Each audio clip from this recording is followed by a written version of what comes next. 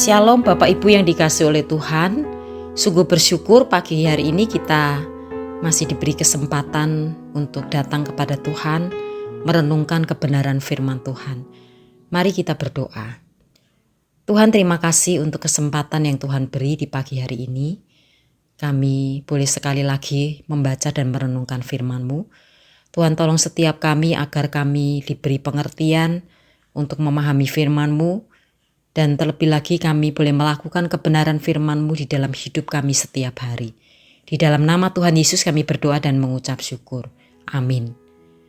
Bapak Ibu yang dikasihi oleh Tuhan, firman Tuhan pada pagi hari ini diambil dari kitab Rut 4 ayat yang ke-17 yang berbunyi demikian.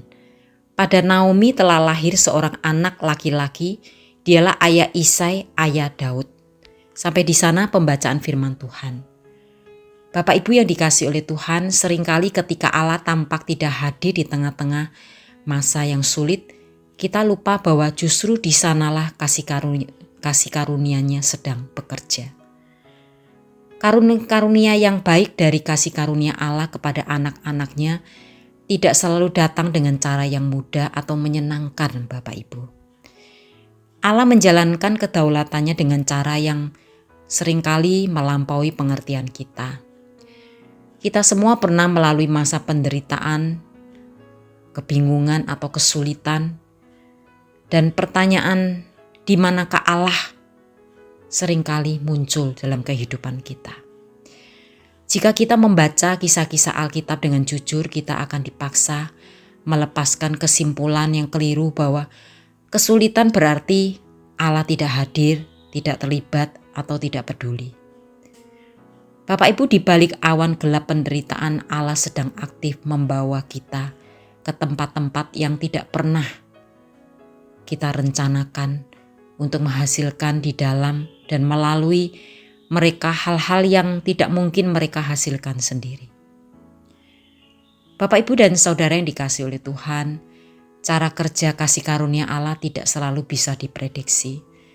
Seringkali ketika kita merasa kasih karunia telah melewati kita, sesungguhnya kasih karunia itu sedang bekerja dengan cara yang tidak kita harapkan.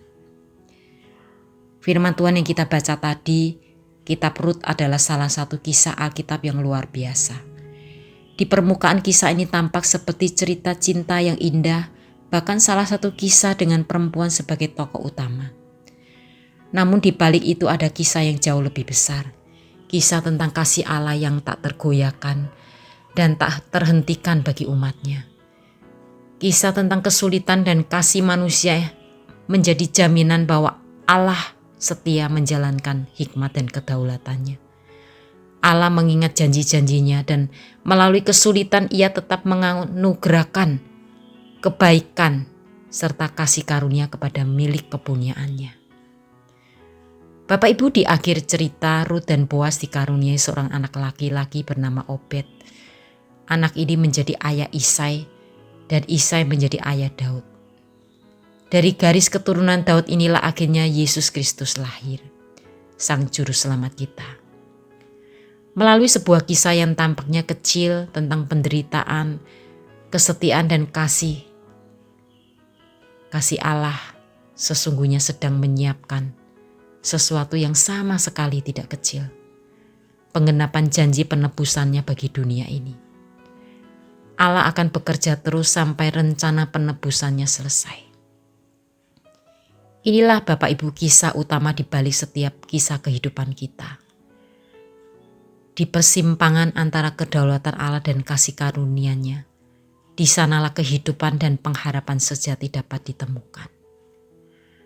Bapak Ibu dan Saudara yang dikasihi oleh Tuhan, saat kita menghadapi kesulitan, latihlah hati kita untuk percaya bahwa Allah tetap hadir dan sedang bekerja meskipun kita belum melihat hasilnya. Jangan mengukur kasih karunia Allah hanya dari keadaan yang menyenangkan. Seringkali kasih karunia-Nya bekerja melalui proses yang menyakitkan. Serahkan masa depan kita kepada kedaulatan Allah. Percayalah bahwa Dia mampu memakai kisah kecil hidup kita untuk tujuan penebusan yang besar. Amin. Mari kita berdoa. Bapa, kami bersyukur bahwa kisah hidup kami ada dalam tangan Tuhan. Bahkan kami harus melewati masa-masa yang mungkin tidak mengenakan, masa sulit, penderitaan, tantangan dan kesulitan hidup. Engkau sesungguhnya sedang merancangkan. Engkau hadir, Engkau ada di sana untuk membentuk kisah hidup kami untuk suatu tujuan yang mulia. Tuhan, berikan kepada kami bahwa ketika kami menghadapi semua itu, kami tetap melihat kepada Tuhan, bahwa Tuhan tidak pernah meninggalkan kami. Engkau sedang merancangkan hidup kami menjadi hidup yang baik, yang memuliakan Engkau. Terima kasih Tuhan. Di dalam nama Tuhan Yesus kami berdoa dan mengucap syukur.